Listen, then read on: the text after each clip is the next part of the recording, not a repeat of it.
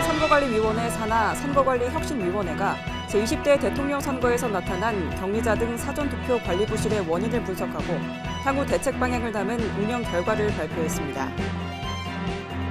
4월 20일 공직선거법과 정치자금법 등 정치관계법 일부 개정 법률이 공포되었습니다. 개정 법률에는 지역구 시도의원 정수 증원, 기초의원 중대선거구제 일부 지역 도입, 청년 장애인 후보자의 기타급 및 반환 기준 하향 조정 등의 내용이 담겨 있습니다. 이사 등으로 주소지가 변경된 유권자는 5월 10일까지 전입신고를 마쳐야 새로운 주소지의 투표소에서 선거일 투표를 할 수 있습니다.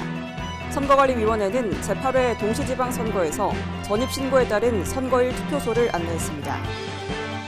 선거관리위원회가 5월 9일부터 6월 1일까지 제8회 동시지방선거에 출마하는 정당과 후보자의 10대 정책, 5대 공약, 선거 공보 등을 공개합니다. 유권자들은 정책 공약 마당 사이트에서 해당 정보를 손쉽게 찾아볼 수 있습니다.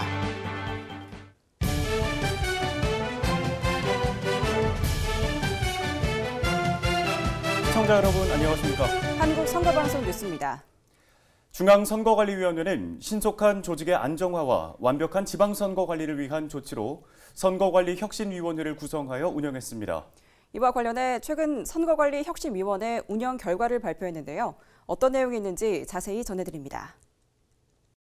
중앙선거관리위원회는 지난 3월 17일 신속한 조직의 안정화와 완벽한 지방선거 관리를 위한 조치로 중앙선관위위원, 직원, 외부 자문위원 등으로 구성되는 선거관리혁신위원회를 설치하여 운영했습니다. 선거관리혁신위원회는 제20대 대통령 선거의 사전투표 부실관리 논란의 원인과 책임을 면밀하게 규명하고 재발 방지 대책 등을 강구하기 위해 다양한 논의를 해왔는데요. 최근 제20대 대통령 선거에서 나타난 격리자 등 사전투표 관리 부실의 원인을 분석하고 향후 대책 방향을 담은 운영 결과를 발표했습니다. 먼저 혁신위는 격리자 등의 사전투표 절차에 대한 지침인 특별관리 대책이 부실했음을 지적했습니다. 격리자 등 사전투표 참여 수요와 소요 시간을 제대로 예측하지 못했고 수도권 등의 격리자 등이 집중되어 있는 점에 대한 대비가 부족했으며 절차가 복잡하고 시간이 많이 걸리는 임시기표소 투표 방식을 사전투표에 사용한 점을 꼽았습니다. 또 중앙선거관리위원회의 정책결정 시스템에도 결함이 있었다고 지적했는데요. 사전투표 기간을 불과 일주일여 남긴 2월 25일에야 특별관리대책이 시달되고 위원회의와 위원장에게 충실히 보고되지 못한 점 등 의사결정의 실기와 보고 미비를 주요 원인으로 꼽았습니다. 이뿐 아니라 격리자 등이 기표한 투표지를 투표사무원이 투표함에 대리 투입하는 임시기표소 투표 방법에 대한 국민적 사전 홍보도 부족했고 인력 수급난, 관계기관과의 협조 체계 미비, 사전투표 장비 부족과 노후화, 적정한 사전투표소 시설 부족 등의 구조적 원인도 함께 지적했습니다. 이에 혁신위는 재발 방지를 위해서 투개표 인력 조기 확보, 선거 현장 지원 강화, 혼잡 사전투표소 안내 앱 개발 검토 등의 특별관리 방안을 제안했습니다. 또 제22대 국회의원 선거 전까지 노후화된 사전투표 장비의 전수교체가 필요하고 선거일이 임박한 제8회 동시지방선거에서는 현재 보유한 장비를 시도 간 재조정하는 방안을 제시했습니다. 혁신위는 선거관리가 국가사무로서의 실질적 협조체계가 가능하도록 선거협의체를 법제화해 구성 운영할 것과 투개표 종사 인력에 대한 소송 등 지원을 강화할 것을 제안하고 인력 확보를 위해 지방자치법상 지방자치단체의 사무에 선거 사무를 명시하는 방안을 검토할 것을 제시했습니다. 최근 사전투표 부실관리 논란 등 중대 이슈 발생에 대비한 전사적 위기 대응 관리 체제 마련도 필요하다고 보았습니다. 이와 함께 혁신위는 선거 환경 변화에 대응해 비선거 관리 업무는 축소, 폐지, 통합하고 중앙선관위의 슬림화와 탄력적인 조직 운영과 선거관리 역량 강화를 위한 인사 시스템 마련, 감사 기능 강화와 독립성 확보, 외부 전문기관의 심층적 조직 진단 등을 제안했습니다. 중앙선거관리위원회는 혁신위가 제시한 방안 중 지방선거에 적용 가능한 사항은 즉시 시행하고 그 외 사항은 종합적으로 검토해 추가 반영 여부와 구체적인 실행 방안 등을 수립 시행할 계획이라고 밝혔습니다. 4월 20일 공직선거법과 정치자금법 등 정치관계법 일부 개정 법률이 공포되었습니다. 이번 개정 법률에는 지역구 시도의원 정수 증원, 기초의원 중대선거구제 일부 지역 도입, 청년 장애인 후보자의 기탁금 및 반환 기준 하향 조정 등의 내용이 담겨 있는데요. 제8회 동시지방선거부터 적용되는 개정 법률에는 어떤 내용이 담겨 있는지 구체적으로 알아봤습니다. 지난 20일 지역구 시도의원 정수 증원, 기초의원 중대선거구제 시범 도입, 청년 장애인 후보자의 기탁금 및 반환 기준 하향 조정, 선거 사무관계자 수당 인상 등의 내용이 포함된 정치관계법 일부 개정 법률이 공포되었습니다. 이번에 개정된 법률을 구체적으로 살펴보면 시도의원 지역선거구와 시도별 자치구 시군의원 총 정수가 변경됐고 시도별 지역구 시도의원 총 정수의 조정 범위를 20%로 상향했습니다. 그리고 지역구 시도의원 최소 정수를 5만 명 미만 자치구 시군은 1명, 5만 명 이상 자치구 시군은 2명으로 구분했습니다. 또 하나의 시도의원 지역구에서 4인 이상 자치구 시군의원을 선출하는 경우 2개 이상 지역구로 분할이 가능했던 규정을 삭제하고 기초의원 중대선거구제 확대 도입의 효과 검증을 위하여 국회의원 선거구 기준 전국 11개 선거군의 기초의원 선거구당 선출 인원을 제8회 동시지방선거에 한정하여 3인 이상 5인 이하로 확대하였습니다. 이 외에도 청년과 장애인의 정치 참여 활성화 방안, 코로나19 격리자 등 유권자에게 별도의 투표 시간을 부여하는 내용도 개정 법률에 포함됐는데요. 현재 후보자는 연령 등에 관계없이 선거별 일정 금액의 기탁금을 납부하던 것이 장애인 또는 29세 이하인 경우 해당 선거 기탁금의 50%를, 30세 이상 39세 이하인 경우 70%를 납부하게 했습니다. 기탁금 반환 요건도 장애인 또는 39세 이하인 후보자가 유효 투표 총수의 10% 이상 득표한 경우 전액을, 5% 이상 10% 미만 득표한 경우 50%를 반환하도록 했습니다.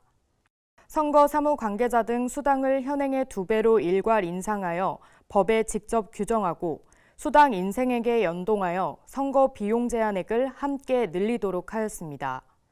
한편 감염병 격리자 등의 선거일 투표소 투표 시간을 현행 오후 6시부터 오후 7시 30분까지 운영하던 것을 오후 6시 30분부터 오후 7시 30분까지 운영하는 것으로 바꿨고 사전투표 둘째 날에 오후 6시 30분부터 오후 8시까지 운영하도록 하였습니다. 여성 후보자와 장애인 후보자를 추천했을 때 배분했던 보조금 배분 방식에도 변경이 생겼습니다. 여성 추천 보조금 배분 방식은 전국 지역구 총수의 30% 이상 추천한 정당에 보조금 총액의 50%를 배분하고 20% 이상 30% 미만 추천 정당은 보조금 총액의 30%를, 10% 이상 20% 미만 추천 정당은 보조금 총액의 20%를 기존의 배분 기준에 따라 지급합니다. 장애인 추천 보조금 배분 방식은 전국 지역구 총수의 5% 이상 추천 정당은 보조금 총액의 50%를, 3% 이상 5% 미만 추천 정당은 보조금 총액의 30%를, 1% 이상 3% 미만 추천 정당은 보조금 총액의 20%를 기존의 배분 기준에 따라 지급합니다. 중앙선거관리위원회는 4월 20일 공직선거법 일부 개정 법률이 시행됨에 따라 선거구역이 변경된 예비후보자는 법 또는 선거구 획정 조례 시행 이후 10일까지 출마하고자 하는 선거구를 선택하여 관할 선관위에 서면으로 신고해야 하고 만일 기한 내에 신고가 없는 경우 예비후보자의 등록이 무효가 된다고 밝혔으며 예비후보자는 선거비용 제한액 등 변경된 사항을 꼼꼼히 확인해야 한다고 전했습니다. 선거철에 이사 등으로 주소지에 변경이 있었다면 선거일에 어디서 투표해야 하는지 궁금하셨던 분들이 계실 겁니다. 선거관리위원회는 6월 1일 실시하는 제8회 동시지방선거의 전입신고에 따른 선거일 투표소를 안내했는데요. 관련 내용 전해드립니다. 6월 1일 제8회 동시지방선거의 선거일에는 유권자 본인의 주소지 관할구역 내에 지정된 투표소에서 투표할 수 있습니다. 그런데 이사 등으로 주소지가 변경됐다면 전입신고 시기에 따라 선거일에 투표할 수 있는 투표소가 달라질 수 있는데요. 선거관리위원회는 전입신고에 따른 선거일 투표소 관련 내용을 안내했습니다. 그 내용을 구체적으로 살펴보면 이사 등으로 주소지에 변경이 생겼다면 제8회 동시지방선거 선거인 명부 작성 기준일인 5월 10일까지 전입신고를 마쳐야 새로운 주소지에서 투표할 수 있습니다. 선거일 투표소는 투표구별로 작성하는 선거인 명부에 따라 지정되고 선거인 명부는 선거일 전 22일 현재 주민등록이 되어 있는 선거권자를 조사하여 작성하기 때문입니다. 그러니까 5월 10일까지 전입신고를 했다면 새로운 주소지의 투표소에서 투표할 수 있지만 5월 11일 이후 전입신고를 했다면 이전 주소지의 투표소에서 투표해야 하는 것입니다. 다만 사전투표 기간인 5월 27일부터 28일은 전입신고 시기와 관계없이 전국 읍, 면, 동마다 설치된 사전투표소 어디에서나 투표할 수 있습니다. 선거관리위원회는 이사 등으로 주소지가 달라졌다면 전입신고 일자에 따라 선거일 투표소가 달라질 수 있으니 전입신고 일자를 확인한 후 투표소에서 소중한 한 표를 행사해달라고 당부했습니다. 선거관리위원회는 정당과 후보자의 정책과 공약에 대한 유권자의 알 권리를 보장하기 위해 공직선거 때마다 후보자의 선거 공보 등을 제출받아 공개하고 있습니다. 6월 1일 실시하는 제8회 동시지방선거에서도 선관위는 후보자 선거 공보 등을 공개하는데요. 자세한 내용 알아봅니다. 선거관리위원회가 5월 9일부터 선거일인 6월 1일까지 제8회 동시지방선거에 출마하는 정당과 후보자의 10대 정책, 5대 공약, 선거 공보 등을 공개합니다. 선거관리위원회가 동시지방선거 후보자의 선거 공보 등을 공개하는 이유는 정당과 후보자의 정책과 공약 정보에 유권자가 보다 쉽게 접근해 정책 선거를 실현하고 각 후보자들의 공약을 편리하게 비교하여 유권자의 편의성을 증진하기 위해서인데요. 정당의 10대 정책은 5월 9일부터 공개되며 광역자치단체장 및 교육감 후보자의 5대 공약은 5월 19일부터, 선거 공보는 5월 24일부터 공개됩니다. 또 기초자치단체장 후보자의 5대 공약은 5월 19일부터, 선거군의 모든 후보자의 선거 공보는 5월 24일부터 공개됩니다. 후보자 선거 공보 등의 공개는 후보자가 선거 공보 파일 등을 제출하면 선거구 선거관리위원회에서 PDF 파일을 업로드하고 정책 공약 마당을 통해 국민들에게 공개합니다. 특히 후보자들에게 선거 공보 등의 PDF 파일을 이미지가 아닌 문자 인식이 가능한 형태로 제작하도록 안내해 시각장애 선거인이 쉽게 다가갈 수 있도록 개선했습니다. 한편 공개된 후보자 선거 공보 등은 선거일 후에는 당선인 공약을 제외하고 일괄 삭제됩니다. 국고보조금 배분 대상이 되는 정당은 당내 경선 사무 중 경선운동, 투개표에 관한 사무 관리를 선거관리위원회에 위탁할 수 있습니다. 이에 선거관리위원회는 최근 국민의힘 시도지사 후보자 당내 경선을 위탁 관리했는데요. 자세한 소식 전해드립니다.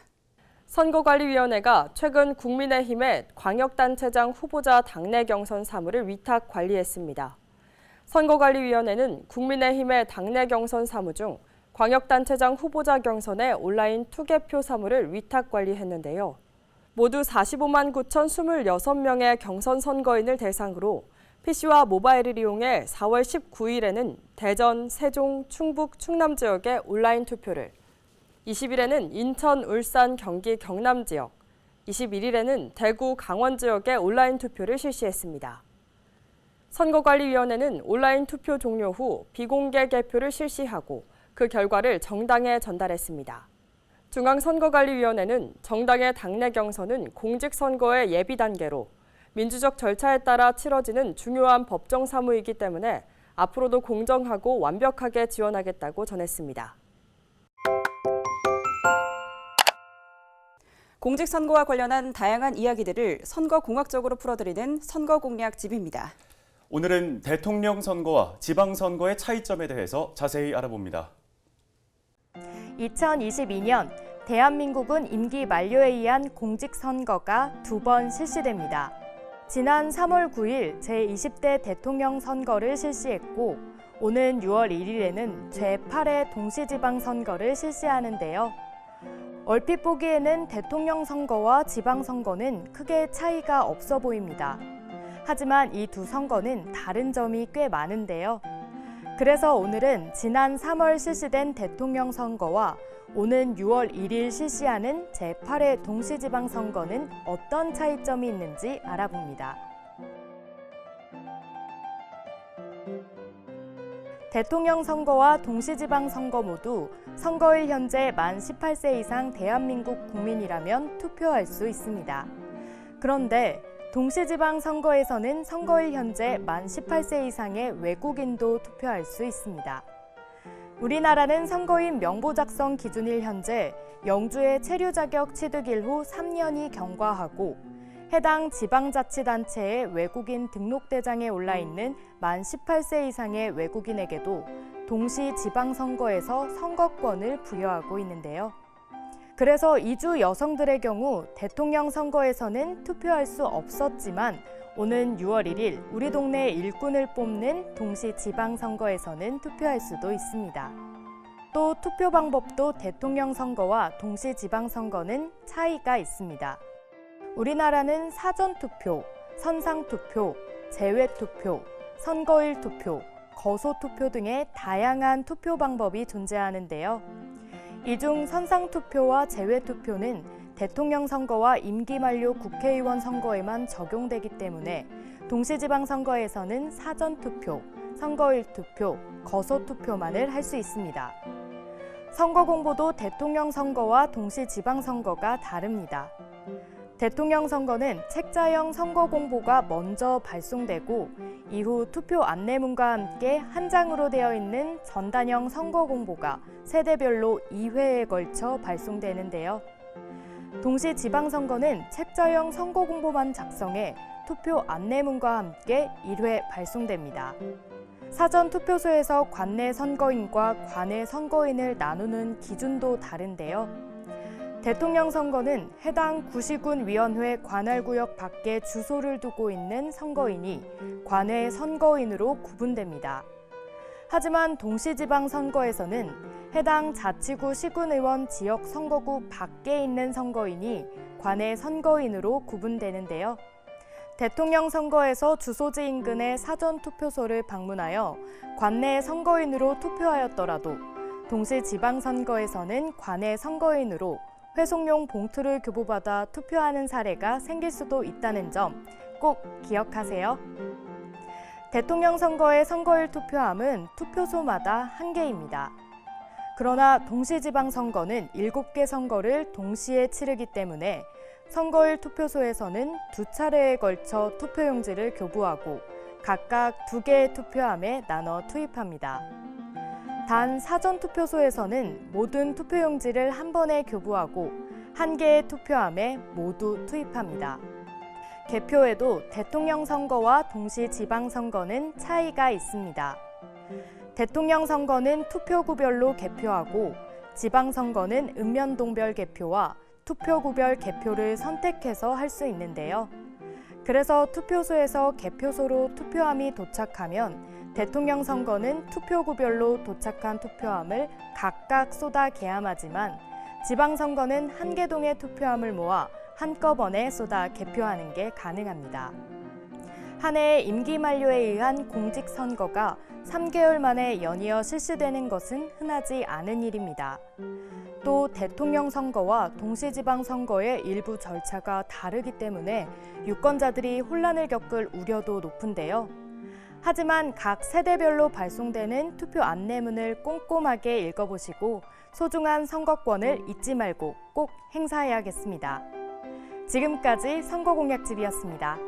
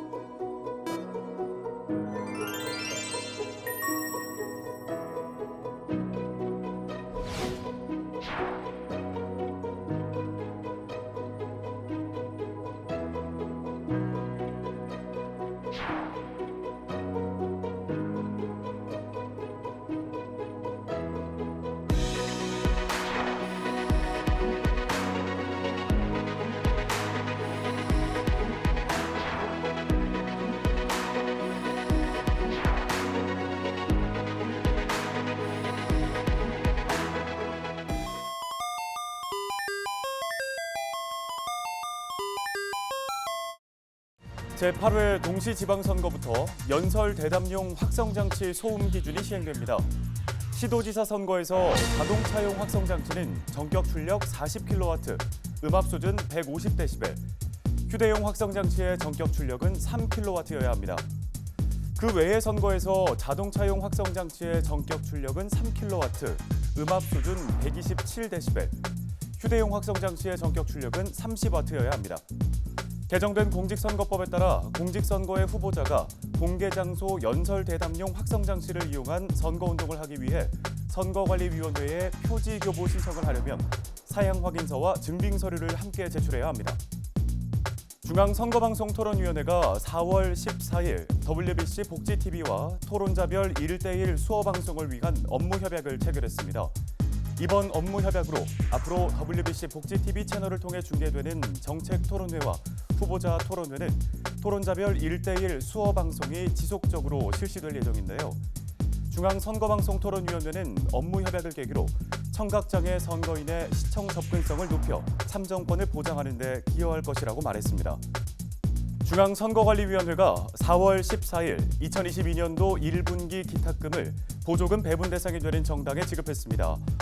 각 정당별 지급 내역을 살펴보면 더불어민주당 1,958만여 원, 국민의힘 1,715만여 원, 정의당 280만여 원, 국민의당 124만여 원, 기본소득당 29,900원, 시대전환 29,160원, 민생당 83만여 원 등 총 4,167만 8,840원입니다. 선거관리위원회가 제8회 동시지방선거와 관련해 정당 후보자를 위한 선거사무 안내 책자를 홈페이지에 게시했습니다. 정당 후보자를 위한 선거사무 안내 책자에는 후보자 등록, 선거운동, 선거와 관련한 정당 활동의 제한, 정치 자금, 후원회를 통한 후원금 모금, 선거 여론조사 등의 내용이 자세히 설명되어 있습니다. 해당 자료는 각 시도 및 구시군 선관위 홈페이지 자료실에서 내려받을 수 있습니다. 경상남도 선거관리위원회는 오는 6월 1일 실시하는 제8회 동시지방선거에 대한 유권자들의 관심을 높이고 투표 참여를 독려하기 위해 퍼포먼스를 실시했습니다. 지난 4일 벚꽃이 만개한 경남 창원시 진해구 옛 경화역 공원에서 펼쳐진 퍼포먼스는 아름다운 꽃, 아름다운 선거라는 주제로 진행됐습니다.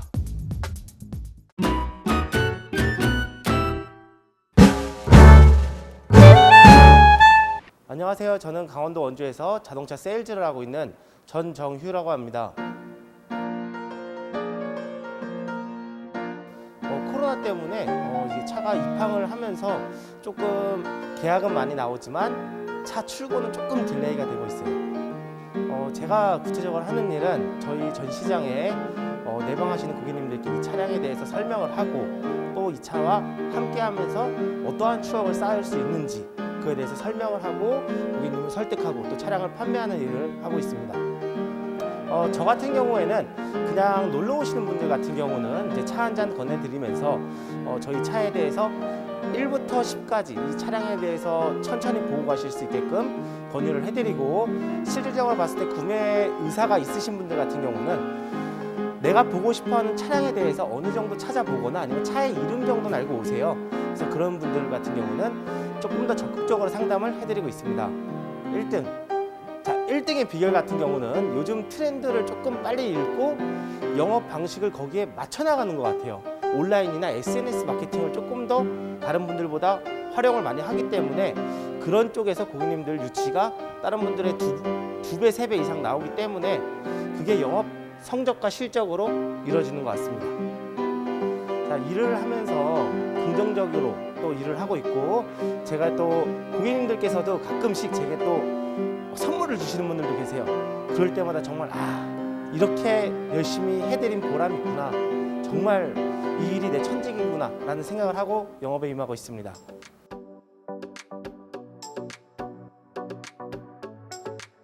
자, 2022년에 제가 이루고 싶은 거는 이 분야에서 세일즈 챔피언이 되는 그런 목표를 가지고 있고요. 코로나라는 이 시국이 빨리 풀렸으면 좋겠습니다. 그러면은 저도 이제 조금 더 적극적으로 그리고 또 활동적으로 제가 하는 일을 더 열심히 할 수 있을 것 같습니다.